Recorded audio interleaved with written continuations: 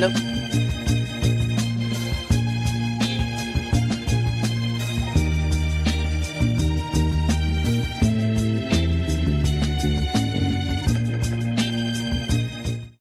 matter how annoying it has been, I really do understand why so many Black people have been participating in this very kind of weird anti-Black Christian moment, right? And it's because of slavery. And that's really my final answer. Yeah, because Black people have needed heaven. Black people need to go to heaven. And Black people need heaven. Black people need God in a way that no other group of people have ever needed God. You know why? Because Black people have not believed historically that we would ever really experience the fullness of freedom in these bodies. By and by, we'll understand it better by and by. I'll fly away. We want to mount up on wings. We have decided we don't believe in freedom here so much that we have decided historically as a people that we need to get us some wings and fly home. And by home, we have either meant Africa, think the rebellion at Eagle Landing, where a group of enslaved Africans overthrew their captors and then walked into the water. And the legend is that they got wings and flew home. And or the way that there are many people who retell the story and they say they flew home, they flew away. But it's told as the largest mass suicide of a group of enslaved Africans that ever happened. So we're going to either fly home, we're going to wait till heaven, we're going to understand we got to get to heaven. And that is because of slavery. That is because it was so brutal and violent. And anything from our culture, including our language, including our spiritual technologies, they were attempting to strip it away from us so violently to the point that if heaven was the thing that was being offered in exchange for our culture, okay, because I got to get to heaven. Baby, I'm willing to give up this Blackness. That's the reason why you see Black people, it feels like a shuck and a jive, right? Saying stuff like, it's kingdom over culture. No other group of people ever have to say anything like that. There are no other group of people. You have never heard an Asian person say, I'm Christian before I'm Asian. They don't have to, because saying stuff like that is a part of our performance. It's part of the performance of our piety. It's part of the performance of our righteousness. It's part of the way that we, get the world and hopefully God to see and to believe that we really are, I'm not invested in this flesh. I just need to get to heaven. And yeah, it's absolutely because of white supremacist delusion. I'm only laughing because I feel like people can hear me like actually stating actual factual things and still be like, oh, you're pulling the race card. The race card can only be pulled because it's a card in the deck. It's a real card. It's there. No matter how annoying it has. Good morning and welcome to the Friday edition of Let It Be Known. I'm your host, Stacey Brown. Peace and love, everybody. I'm Nielle Anderson, and we have a full packed show for you, full of headlines that will hopefully inspire and uplift you, as well as bringing you the hard hitting news that we just have to talk about this morning. Everybody's got a platform in the pulpit. I mean, I'm not saying I'm not going against what she's saying. I'm not going to take her out of heaven. That's not my job. But but we can't speak for all people, right? Black folks can't speak for all Black folks, like white folks can't speak for all white folks. But I get where she's going, though. And in the words of the church, amen. Oh gosh. So you had to throw in the amen to it, huh? Yeah, I mean, hey, you talk about heaven. You talk about, at the end, you give the benediction and you say, seal it with an amen. Or in our African tradition, we say ashe. Oh, okay. Like you said, it's a packed show. We start again. Let me just offer this little disclaimer. It's Friday. Again, we want it to be light, but sometimes things happen. We're gonna try and throw some lightness in there. Yeah. Make it We'll throw heavy. some. Yeah. Because it is Friday, and you know, it's bad enough when we got to go through the muck and mire, as they say, of the week. But here we are.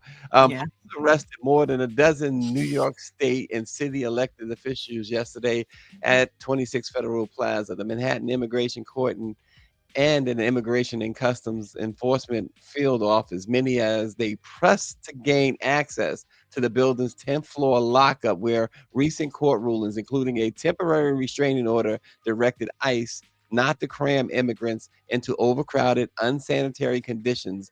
The lawmakers and other officials were arrested around 3:45 p.m., and they say they were attempting to conduct oversight following Mhm. claims that people appearing for court hearings were being confined for hours or days without proper food, medical care, or contact with attorneys, Neil.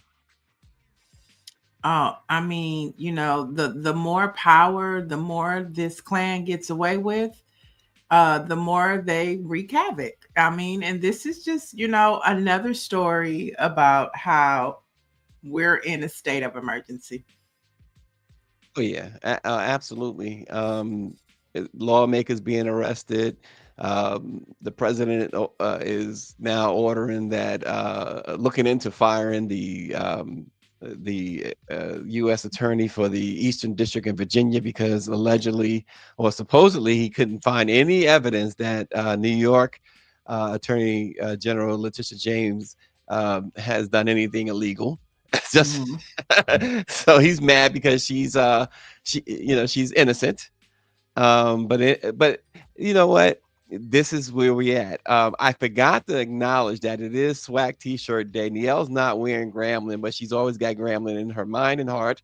And Orangey is wearing Bethune Cookman. So good for Well, Orangey. I'm wearing my 1619 Oh, you got 16 our 19. I didn't. Oh, ancestors Spike Lee okay. t-shirt. So, I'm keeping it Oh, black. there you go. There you go. Stay black, stay strong. There we go. But this is this stuff arresting these officials is just it's off the rails. It's off the rails. Yeah, I'm waiting for the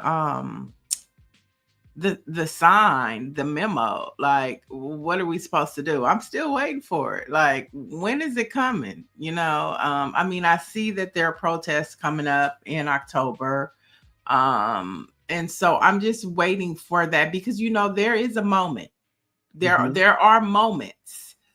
We saw it with the murder of George Floyd. There are moments that everybody responds. I'm just looking for that moment.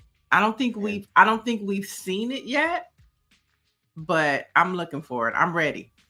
But isn't that part of at least the small part or a part of what they are doing though to so that there wouldn't be some sort of response like it was after the George Floyd murder? I mean, I don't think they can control that because Mhm. it's just something that happens and that you're just supposed to respond. I think that we saw it in his first administration with the women's march, the women's movement when, at the time when Tamika Mallory and her other partners were involved. It was like everybody pulled up, even Mhm. men came out to support women. Like I said, we saw that with George Floyd.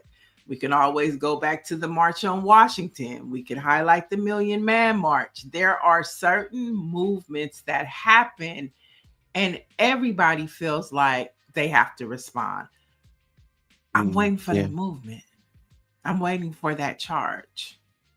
Well, so not to well, let me just say this.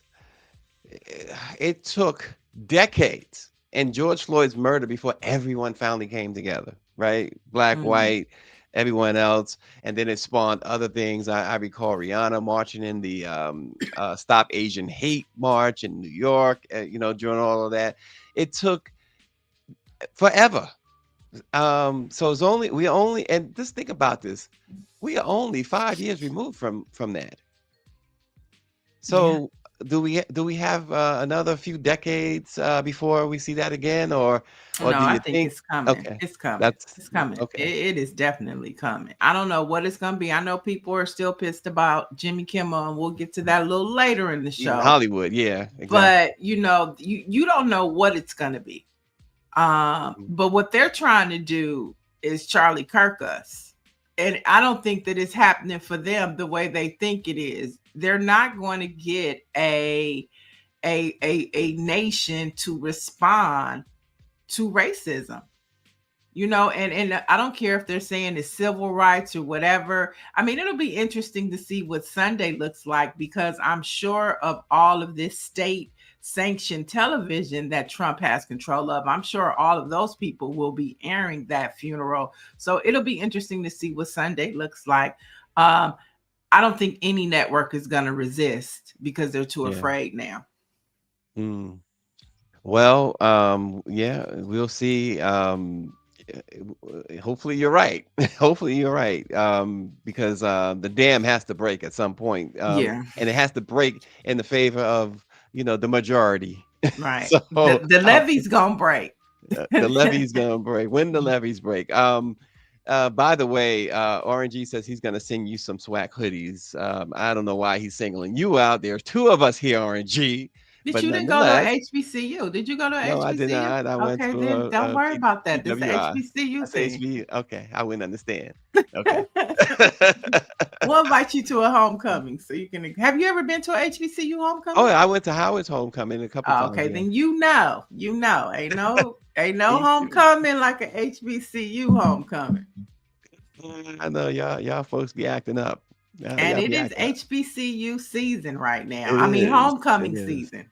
So Yeah, it is. Mike V is asking about interviewing Mayor Ras Baraka. I have reached out to Mayor Baraka. The problem is his legal team doesn't really want him speaking publicly, at least to the media anyway at this point. But we'll keep trying. Mike, I'm a big fan of Ras Baraka only because of what he accomplished in Newark. We always talked about the situation in Flint, Michigan, which still should be talked about. It's not talked about enough, but they had a very, very similar situation in Newark, New Jersey, and Mayor Baraka got that stuff cleaned up and turned it around, among so many other things he's done for that city. So yeah, I would love to Mike talk to him again soon on the record, as soon as possible. Turning our attention abroad, Black maternal health is also a major issue in England. So we're seeing that systemic racism is not just a U.S. problem, it's across the pond, as Black women in England are still facing poorer outcomes in their maternity care because of systemic racism, alongside failures in leadership and data collection. This is according to a group of medical professionals throughout the United Kingdom. Across the UK, Black women are, they say, more than twice as likely to die in childbirth compared with their white counterparts, while babies born to Black mothers are at an increased risk, I should say, of stillbirth. And a report by the Health and Social Care Committee in England found that these disproportionately poor outcomes in maternity care for Black women were due to a combination of factors, including systemic failures in accountability and leadership, with Black women's concerns not taken seriously due to bias, stereotyping, and racist assumptions. Same thing here. For sure. 100%. And yeah, that not taking their concerns not taken seriously. I'm sure not that you've given birth or anything like that, but as a woman, a Black woman, I know Serena Williams spoke so eloquently about this when she had her issues. I know you can speak to that issue. I mean, it's just, I say it all the time, when everybody else catches a cold, Black folks catch pneumonia. It's systemically designed not to work for us. Some people believe that it's been reported and it is noted that, when Black caregivers or health caregivers take care of Black people. It's just a better experience for the patient most of the times. Now, I have heard and I've seen people say that's not true. I've had a Black doctor and they are crap. But statistically, for the most part, it's just the care, that extra care that you get that you don't get from other doctors. I remember there was a young boy, a young man rather, who was in college, and he decided to take all of the medical books. I can't remember his name, but he decided to take all of the medical books and make the people in them Black. And that's just like we're not really a part of the science or the process, right? Like, think about when you go to the doctor. Have you ever seen a Black person on the wall? When you open up the books, do you ever see Black people? It's all based upon white people. And so, like, it's just like it's so much that we have to reimagine, because we're not really a part of the infrastructure of anything. Of anything. Goodness grief. Yeah, yeah. You broke it down. It's true. What you just said, 100%.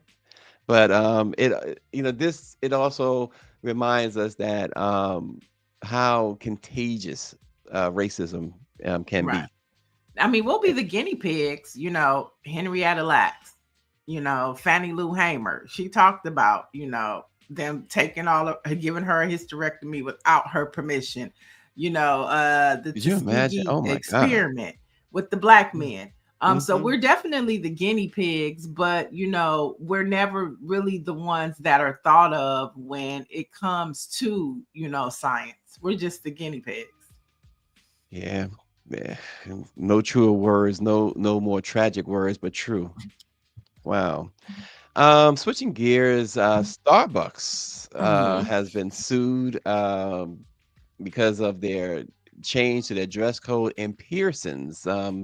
Starbucks in Illinois and Colorado, with the third case looming in California. They are being sued after rolling out their strict new dress code. Workers are now limited to solid Black shirts, the green apron, Black khaki or blue denim bottoms, Black dresses no more than 4 inches above the knee. Mhm. That takes away the reason to go there. And neutral waterproof shoes. They allow just one facial piercing. Um, Mm. Gone is the wider variety of shirts and personal expressions they once had. Employees backed by Starbucks Workers United, their union, say the company broke the law by refusing to reimburse them for the added cost of new clothes, shoes, and piercing removals. That's always a slippery slope too, right? When you start saying you can't have this piercing or this tattoo or something like that when they've already had it. Right. Yeah, I mean, you have to start out that way. I'm not mad at it. The piercing and the tattoos, Mhm. sometimes it can be overwhelming. Yeah, it can be. I agree. But I think that, how what they say, how you start is how you finish. They've gone too far, Yeah. Yeah. in allowing the freedom. And now, but it's their company and their brand, and they could do whatever they want. And if you don't like it, It- maybe you want to go to the coffee bean. Maybe what the coffee bean, like, will let you do the tattoos and stuff. what does the chat think of that? I gotta say I can't disagree with what Miel just said. I sometimes the piercings and stuff like that And and the all the dress and stuff and tattoos. I don't think you want to get up in the morning and go to Starbucks and seeing a woman Ooh. or man who look like a stripper. When they talk about raising letting that in their they want their dresses to be no shorter than certain whatever is what their new rule is. And also, with your face covered with piercing. I don't know. Maybe many people don't want. I know it's freedom of expression, Right. but people, while you have a choice, see, that's where people go wrong. I think when they Mm. say, you're free to do this, you're free to do that. There are people who are free not to like it. I mean, am I right or wrong? No, you're right. You're right. You're right. And I mean, I think there's a level of professionalism just as a whole from a cultural perspective that we have gotten away from. Hmm. It like it's okay to get all those tattoos, but are you what type of career field are you trying to go into? Now, if you're Hmm. trying to go into a creative space to where, that's acceptable, then that's fine. If you're trying to go into corporate America, then you should think twice about, tattoo. Now, if you have tattoos that nobody sees, that's not a problem. But when you have sleeves, that's what they call them when your arms are Hmm. all dressed and you have tattoos up to your neck, you got them on your face, that's not really appropriate. I'm not going to say it's not acceptable, but it's not Hmm. appropriate attire or appearance for certain jobs. Yeah. Like, would you want your doctor to come in with multiple facial tattoos and piercings and all types of tattoos? Would you feel comfortable accepting their professional assessment over your medical health care? Well, Patricia Jackson says, I'm not a fan when I see nose rings and dirty tattoos. I wonder if they wash their hands. See, you have that a short skirt with so I'm not sure that part. But John the H says we have to be careful though with that. She says, I get it, but the next day will be coming after locks and tribal marks. Well, they did the And locks in they Texas, did the remember? locks. And Yeah. the boy went through the trial for a few years, and it just came back. I think as recent as within a month that the Supreme Court rejected it. His case about his locks. Mike So V said yeah, there. Oh, go ahead. no, I'm just saying we do have to be careful. We do. Mike V says there are white people who don't like locks but are okay with white men having mohawks in the workplace. The hypocrisy is a bit much. But here's Mhm. what I'll say too, Niel. You are again. I would never want to deny anybody the freedom of whether it's expression, freedom of speech, or anything else. Mhm. We're in a time. We are living in a time where we have to be careful about certain things. When I travel, for instance, I go on an airplane or whatever, I always make sure to look as decent as possible. When I go check into a hotel, I check in, even if it's a vacation, I try to look businesslike. Mhm. Because we are black and brown people, and we are looked at in certain ways. And yeah, yeah, you can say that, you could do what you want, you can look how you want or whatever, but Mhm. you invite less issues if you are careful in how you present yourself. 100%. There's a huge conversation going on, just about whether you travel or going to the grocery store about, how people come in their pajamas or they wear those caps. What are the caps called? Put it in the chat. I sleep in them. I just don't know what they're called. But Well, just the level of how you carry yourself, it's gone. And I think that it's okay to talk about having a certain standard when you at least, you're talking about traveling. How about when you just go outside to the grocery store? mhm, You know what I'm mhm. saying? You can, have enough or to go to the mall. You don't need to go to the mall in your pajamas. You don't need to You wear a see so much of do-rag. that. A bonnets. Thank you, Mike V. The bonnets. The Several of them, bonnets. several people helping you out with Bonnet, even Greer and Lydia They're Mathis and like Dale bonnets, but Devine. I wear them. I couldn't think of it. Thank you. The bonnet. They wear them in the airport. They wear them in the grocery store. They wear them to the mall. And it's just like, have some decency. Get dressed when you go outside. Hmm. Yeah. And Mike V. Austin says I wear a bonnet. All right, Austin, we better behave yourself over there. And I like Um, what Paula said, uh-huh. provide uniform options. That is so true. If you want your employees to be in a certain attire, then you should provide it. They provide the aprons, right? Every Hmm. time you go into Starbucks, you see the green aprons. So why not give them a polo? Yeah.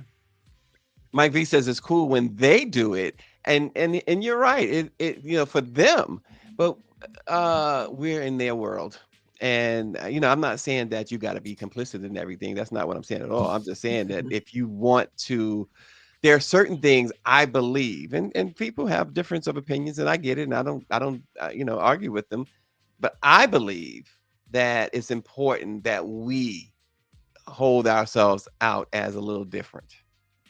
Well, historically, you know, dressing was an aspect of pride for Black folks and how you carried yourself, during, slavery, post-slavery, when they just went to the store, they put on their Sunday best, Yeah. my grandmother, talks about how when they would go to the grocery store, they would have on stockings, fully dressed, going Hmm. to the mall. Your appearance Oh yeah. mattered. It gave you a sense of dignity. Men wanted to have their suspenders, their tie. They're not going outside with their pants sagging. That was a tradition for Black folks. I don't know how we got away from it, but we should, care about combing our hair when we go outside. It's important. Appearance is everything, and it You talk determines how about people interact with you.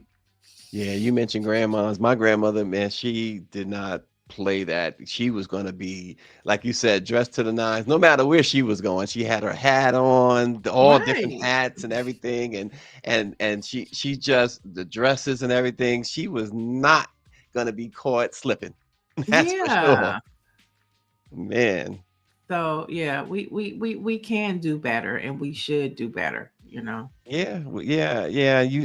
I think about even at sporting events. It used to be until the late '70s. It used to be that folks wore jackets and men wore jackets and ties, and at sporting events.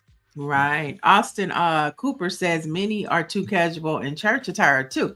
Man, but I remember Bishop Noel Jones, he was like, we can't judge them. He said one day somebody came into church and the skirt was too high and the blouse was too low. But that's all she had to wear. He said she might have just came into church off the street. So we can't judge. We have to be compassionate. But I think you're right. I see now people coming into church with pajamas on, with Daisy Mhm. Dukes on. Yep. There's just no dress code at all. And it's sad. It's sad to see. Yeah. All right. TV shows that The Root says Black America wish they could see it for the first time. This is a great, again, I've found a couple of great articles in the last few days or so on The Root. And this one I just thought was cool. I mean, it brings a little light to this dark world. For the first time, some TV shows never lose their grip. They mentioned Idris Elba's Luther, Kerry Mm, Washington's Scandal, Snowfall's Franklin Saint, and The mhm, Wire's unforgettable Omar Little. They said it still hit like the first watch. They mhm. add Insecure. Insecure, Breaking Bad, Game of Thrones, and Harlem. Um, Black audience would love to return again and again. They list about 13 shows in all, in which they believe or say that Black audience wish that they could just see it for the first time again and again. Oh yeah, I've rewatched Scandal at least 3 times. Same with Insecure, Girlfriends. When you go back and watch Girlfriends, you realize how toxic their friendships were. Mm, Insecure, love it. Whenever I want to be inspired by, being an entrepreneur and just getting that LA vibe, you have no choice but to go to Issa Rae and Insecure. yeah. So yeah, I think that the older shows now are binge worthy to watch again. I mean, Scandal really, because when we first met Olivia Pope, we thought she was the bomb. When you go back Mhm. and watch Scandal now, you realize how treacherous she was and how she was just like her daddy, vicious. Lydia Matthews says she wants to see Queen Sugar again. That would be a But good rewatch. but Hmm. the great shows, the truly great shows, when you rewatch them, no matter how many times you rewatch them, you seem to always find something that you didn't catch the first 100 Right. times you watch. Mm-hmm. And yeah, I love Queen Sugar too. Ralph Angel, he got on my nerves every week. I was like, he is such a crybaby and a dumb one, but A I dumb one. love some Ralph Angel. So yeah, the now that would be, to your point, Stacy, that would be a good one to go back and rewatch to catch the things that you didn't miss. Because like I said, I Yeah. caught it in Scandal, I caught it in Girlfriends, Sex in the City. I just think Sex in the City was ahead of their time, because Yeah. if you go back and rewatch Sex in the City, everything that they talked about is literally happening now. Mm. You know what I watch all the time when I get on a plane? I pick one of three. It depends. It may be able to watch two. Depends on how far the plane ride is. But it Sidney Poitier and Bill Cosby, Uptown Saturday Night, Let's Do It Again, and A Piece of the Action. So And you must bring those with you, because I know they're not on the plane. I I bring them know. with me. Yeah, Oh, without okay, question. yeah. I It's know on you're my not tablet. punching that Uh, thing in their yeah, skin. it's on my Okay. tablet. No, without Okay. question. And I tell you, we've always laughed and enjoyed those movies, but every single time I watch, oh, okay, that little nuance, that little thing, okay, I get it now. After all these years. After Mhm. all of these years. But those were some of those were movies, not TV shows, obviously. But Mm. those were certain things that you just got. They bring you back to joyful moments and times and stuff like that. And I just think that trilogy was perhaps among the best and most unsung of all Black movies. Mm. Okay. I Yeah. know the ladies in the chat are talking about Greenleaf, and I did like me some Greenleaf. I always thought that it was loosely based on Bishop Charles Blake and First Lady May. And I know Lynn Whitfield, she does go to West Lynn Angeles. Whitfield is Yeah, fantastic. she Oh my she goes gosh. to West Angeles Church of God in Oh, Christ. So okay. I always thought that would, especially Lady May. And I think her name Mhm. was Lady May in the show. But that Okay. was a really good show, showing you the inner workings of how the church really functions and works, and family members who want to be next in line to be the pastor, but the daddy chooses who he wants to be in line with the pastor. It dealt with women in ministry. It was a great show. Yeah, you mentioned Lynn Whitfield. I think you talk about somebody who deserves flowers and then some. That Mhm. I don't think she gets her flowers enough. Yeah, and I hate that Um, they killed her off of The Shy. I was oh, okay. heartbroken. Yeah, this last season. I mean, if you haven't watched it by now, me saying that is not a spoiler alert. Sorry if you didn't catch it, because Shy been out for like 2 months now. But yes, they killed. Now she was a vicious bitch in The Shy. Okay, don't play Right. with Mama Lynn. Okay, and so yeah, they killed her off. Oh, okay. I just think she's awesome. Lynn Whitfield, who doesn't get enough applause. I don't think anyway. But good. Yeah, okay, it's a good talker. I see. A lot of folks have their thoughts on that. Wow. Yeah, And a power. lot of Now, people love Lynn. Lynn, go ahead. she said, Dr. Marilyn said, yes, The Shy, not Power. Power is that's another one to go back and watch to see, Is that like, right? just if it was Ghost or was it Tasha. You know what I'm Mm. saying? Just to go back and see, if Tommy was the issue, because I think that Ghost was trying to get out of the game, and Tasha and Oh, Tommy wouldn't let him. wait a minute now. Pam says the spoiler alert is that she is not dead. She is dead. Lynn Uh-oh. Whitfield is dead. I'd be willing to bet. I that don't watch it, but now I'm curious. We got to find out if she's dead or alive. Timothy Yeah, Williams I said think she's dead. Timothy Williams says Sanford and Son. I watched that like it's my first time ever seeing it. Absolutely. I love Sanford and Son. Okay. Sanford and Son. You know, it- Mm. that wasn't one of my favorites, but I'm not hating Oh. on Sanford. No, he was just too ignorant for me. He was just, I Oh, I was just mean, not, George hey, Jefferson was ignorant, but he right? was, I guess I don't know what it was, but there was a difference. But yeah, they both were ignorant. That is for sure. You big dummy. Yeah. I'm coming. I'm coming. I'm coming home. What are you telling me? I'm coming. He said, Elizabeth, I'm coming to join you, honey. Well, wow, Sanford and Son. Robert Redford, let's switch gears right quick. His legacy with black filmmakers are now on display. Of course, he died earlier this week at the age of 89. But the black filmmakers at Sundance Festival he helped lift a lot of black filmmakers there at the Sundance Festival. Barry Jenkins brought Medicine for Melancholy before Moonlight made history. Mhm. Ryan Coogler premiered Fruitvale Station, and you remember that.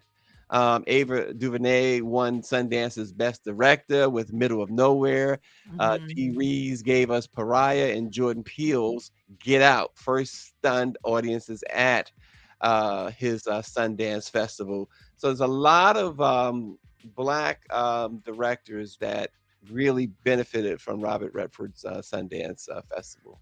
Yeah, and that's amazing. I know, um, not to tarnish, his memory, but there are a lot of problems with black creators in Sundance. Um, and the ones that do get in, they're very successful, but that's, part of the problem with that festival Mm, is that they pick and choose which Negroes are acceptable and which ones are mm, not. A lot of black creators complain about that festival, about how hard it is to get into anything unless you are accepted. So, but I mean, the fact that, it's something that we all, black creators want to be a part of, they submit their movies, they do have actual workshops and trainings that, we all can benefit from. So, I mean, it has its pros and cons, but nevertheless, we appreciate him opening those doors at Sundance for black creatives. absolutely. Dr. Joni says Robert Redford had such a true love for film and nurturing talent of all sorts, not just acting. Hmm. And you can't blame him for the actual function of the Sundance Festival. He had the vision, which, we're all grateful for. And let me just stop there because I never know if I have a movie I want to be put in Sundance, and this will come back up. They will scrub social media for you. They will look all through it. They will find what you said and didn't say, right? I mean, well, I mean, it's facts. A lot of black Yeah. creatives complain about that. Yeah, absolutely. What you got for us? What else you got? So there, in more headlines, the U.S. Senate passed the resolution. They passed it, y'all, to create a National Day of Remembrance for Charlie Kirk. Now, this happened on yesterday, and I think also interesting, in a closed door meeting in the Capitol basement yesterday morning, top Democrats, I'm talking about Schumer as well as Hakeem Jeffries, Mhm, informed rank and file lawmakers that they will support the resolution, mhm. though they will not push other members to do the same. And of course, House Democrat Rep. Jasmine Crockett is planning to vote against the resolution today. Mhm. So it Almost passed like in the Senate, coming down to the House today. And so, this day is expected to pass. And as I mentioned yesterday, October 14th is also the birthday of George Floyd. George Floyd was born on October 14th, 1973. And so when we think about that day, it's probably going to be one of the most divided days this nation has ever seen. yeah. If you don't stand for something, you fall for everything. And Hakeem Jeffries and Chuck Schumer has failed their constituents in some of the worst ways. Now, I'm not just talking about this situation here, um, but just overall. So it's no surprise that they would side with the other side on this. So it's no surprise. Yeah, it's very disappointing, very disappointing. And I think that Dr. Marilyn brought up a good point. Can't they pass the George Floyd Day too? How about that George Floyd Policing Act bill? Let's get that passed. Mhm. So It's like how okay, I get that the Republicans have the votes. I get that.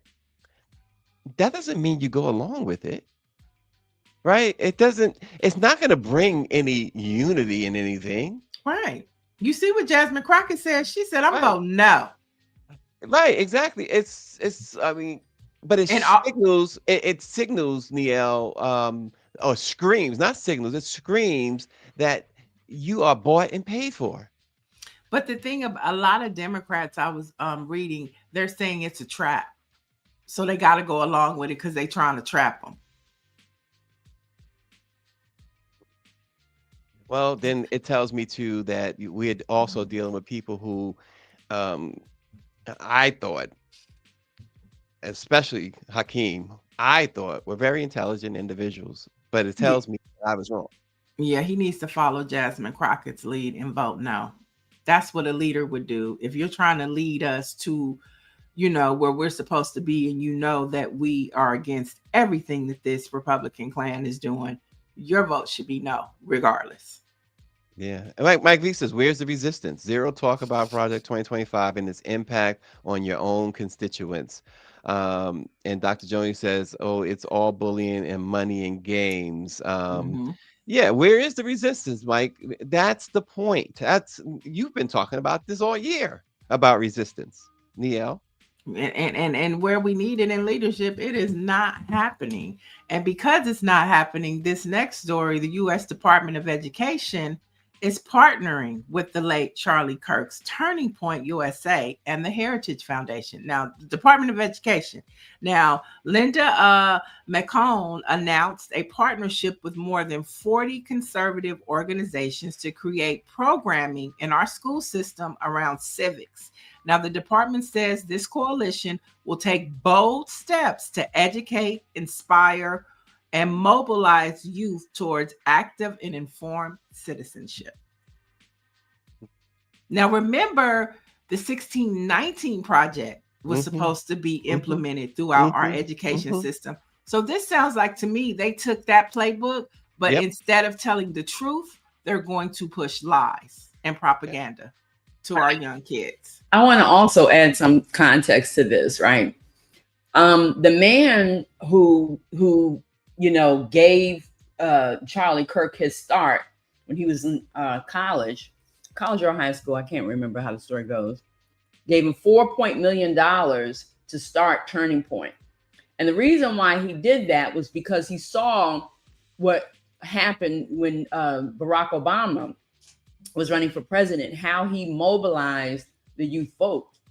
So, so that Turning Point. And so really it was this man, I wish I could remember his name right now, that gave him this money. And I believe he was with the Heritage Foundation to help start Turning Point, was to mobilize and to indoctrinate young people. So now that we have the U.S. Department of Education partnering with the Turning Point, I mean, it's a full circle moment for them. For sure. That's some context. Yeah. So this is what's happening in our country. Instead of us telling the truth about America, they're going to take us in a different direction. So it makes you think, should you do private school now? This is our public school system across the country. This is what they're going to put the funding towards. So it's very important, that, like, going back to local politics, school board meetings, PTA meetings, understand what's about to be implemented within the United States education system. Not teaching our kids about how to be competitive with the world, with AI, and how other countries are advancing technology and teaching kids as early as kindergarten. They want to teach us conservative shit, racist stuff.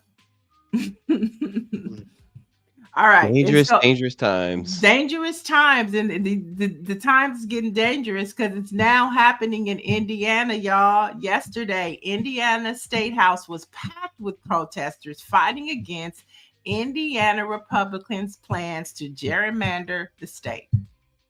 So this isn't just a Texas and California fight, y'all. It's not, because now California is trying to combat what Texas is doing, but the Republicans it's like little fires everywhere. So now what other Democratic states are going to combat what's happening in Indiana?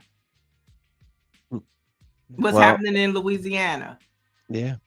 Well, like I said, when we talked about this before, with I agree with what Gavin Newsom was doing and what Governor Hochul in New York said they were going to do about the maps there. But as I said before, I asked the question, is there enough Democratic-led states to counteract what Mm-hmm. the Republican states are doing? And I don't think there is. Some people say there is a path, but what I'm scared about now is I don't, I'm going to vote yes on Prop 50 here in California, but Montenegro has already jumped ahead and was at USC this week talking about why it's a bad plan. And just yesterday morning during the news, I already saw no commercials for Prop 50. So Mm. they're already ahead of us with the advertising and the push. And so we know traditionally voter turnout is very low when it's a non-presidential election. And if it's a special election, turnout is really low. Mhm. And so all it takes is for MAGA to because they're one thing that they can do is they can mobilize. They can turn their people up and out, but Mm. especially when it comes to voting. So it's going to be interesting to see, and like I said, going back to leadership, Schumer, Hakeem Jeffries, the DNC, the DCCC, where is the messaging and the leadership we need to mobilize people to resist? It's just not there. Well, Dr. Joni makes a great point too. She says the problem is that blue states have rules that slow down the process of gerrymandering. Red states have horrid governments or governors who are only too happy to do as Trump orders, and Mm, that is true. The like New York and Governor Hochul was saying that there's some processes that they have to go through that it's going to take some time. right, right, right. So. And let's head a white rapper known for viral anthems supporting Donald Trump and Republican officials has released a music video with the country singer about public lynchings. So this is where we're at, y'all. The song "Good versus Evil" from MAGA rapper for Jetto Blow and country singer JJ Lawhorn repeats instructions for hanging people at sundown, an apparent reference to sundown towns that violently enforce racial segregation. And the song calls for a big tall tree and a short piece of rope to hang them. Mm. And he also uses the N word. Now he's known as the MAGA rapper. And now they're putting out music using the N word and talking about lynchings. Mm, mm, mm. Dr. Jones says it makes her physically nauseous. It's yeah, they are talking about free speech over here, but no free speech over there. 4G Auto Blow. That's his name. His name is pronounced 4G Auto Blow. 4G Mm, Auto Blow. mm. Well, yeah, Dr. Marilyn, no words. Oh, Amber and then yeah, Rose. I mean, of yeah, course, okay, she's a friend. of course. I mean, please. And she had, she had out she had been used up, and tossed aside like she should have been, and now she's finding her niche somewhere else. She's high, the highest bidder or the lowest bidder. I don't know. It probably doesn't take much. So whatever. Yeah. So I mean that's where we are. And finally, we have an update. This Jimmy Kimmel situation. I don't think that it's being broken down into to proper context as we should understand it, because we are going after Disney, but there's two bigger fish that we should be talking about. But first off, Jimmy Kimmel Live was replaced by Celebrity Family Feud, hosted by Steve Harvey. Um, yeah, interesting. After being pulled by Sinclair Broadcasting. Now, while many blame ABC, it was actually conservative leaning Sinclair and Nexstar that actually was the reason why this show was pulled. Now, Sinclair affirmed that they will not lift the suspension until formal discussions are held with ABC. regarding the network's commitment to professionalism and accountability. Now, it should also be noted that the FCC chair has put The View under the spotlight after Kimmel, and The View skipped talking about Jimmy Kimmel. You know, they would have been all over that. And so what you have is Nexstar and Sinclair. Nexstar owns 23 ABC affiliates. Sinclair owns 38 ABC affiliates. So basically what they did was told ABC that we are not going to air it. So you better pull it, because ABC has all of their advertisers and everything. It's like a franchise. You know, you could have a McDonald's, you know, but if the person owns so many, they can take control. And so basically what they did a coup on Disney. It's not Disney. It's Donald Trump's friends at Nexstar and Sinclair. Those are the people that pulled Jimmy Kimmel, and they forced Disney to do it. And so now Disney has the backlash of people saying we're not going to Disneyland, cancel Hulu, cancel ESPN, cancel, Disney, when really Sinclair and Nexstar. And Nexstar is doing a deal with Tegna. I brought that up yesterday, right? Tegna owns about 20 ABC affiliates. And so the FCC told Nexstar, if you want Tegna, then you need to make sure that you pull or do something to Jimmy Kimmel. Well, this is how it all happens, folks. This is how you consolidate power. Because they Donald Trump friends. Yeah. Yep. They doing it still. Yeah. So I mean, it's not just Disney. You know what I'm saying? It's not. I'm not saying that Disney does have responsibility, but it's not. It's Sinclair and Nexstar. They're pulling these strings. Yeah, Mike V says it right. This is it. They captured the media. Now they can broadcast their own ideology. But for years they had a problem with Black folks having BET. And Sinclair and Nexstar told Jimmy Kimmel, if you want to come back, it wasn't Disney. It was Sinclair. I think it was Sinclair and Nexstar. If you want to come back, you need to apologize to the family. No, not just apologize. He needs to donate money. I mean, can you imagine? So, I mean, that's where we are with it. But don't just, it's a lot of layers behind Disney. And now they're threatening The View, Whoopi and all them. Yeah. Yep. And guess who now probably is rethinking how they approach things? Gayle King. Everybody is like, well, Trump mentioned Gayle King directly. That she was on the chopping block. She was next. And we know that he can do that because Larry Ellison, we talked about him yesterday. The man is trying to buy TikTok. One of Donald Trump's biggest fundraisers. Contributed tons of money to Donald Trump. He's trying to buy TikTok. He owns Paramount, CBS, CNN. Okay. What else you got? So that's where we are. Yeah, Jimmy Kimmel is rich and he'll be fine. But it's not that. It's just what they did to him and what message that sends to every journalist, comedian in a television space.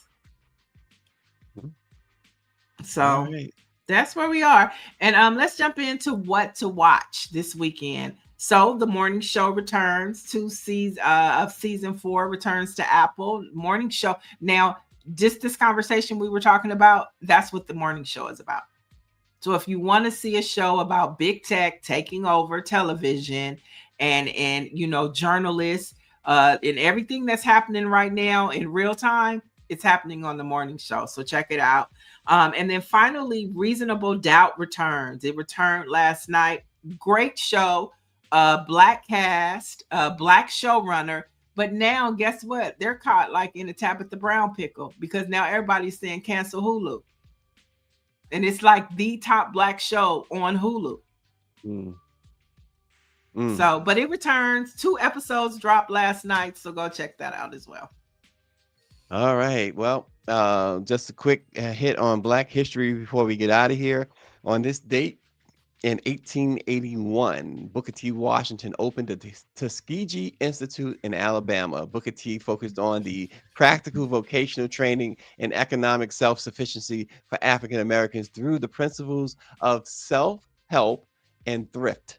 He was born into slavery, but he built the institution from a small school with few resources into a respected center for higher education with a large campus and endowment by his death in 1915. All right. And we remember Booker T. Washington today. So what's the black on paper, Stacy? Black on paper is the Indianapolis Recorder. It was founded in 1895 as a two-page church bulletin by George P. Stewart and Will Porter. The Indianapolis Recorder newspaper has grown into one of the most enduring and influential African American newspapers in the country. Initially created to serve Indianapolis's Black church community, the publication quickly evolved into a weekly newspaper in 1897. So the Indianapolis Recorder is our Black-owned newspaper of the day. Nice, nice. And for the latest in Black news, you want to head over to blackpressusa.com. Thanks everybody for joining. Have a great and safe weekend, and we will see you again on Monday.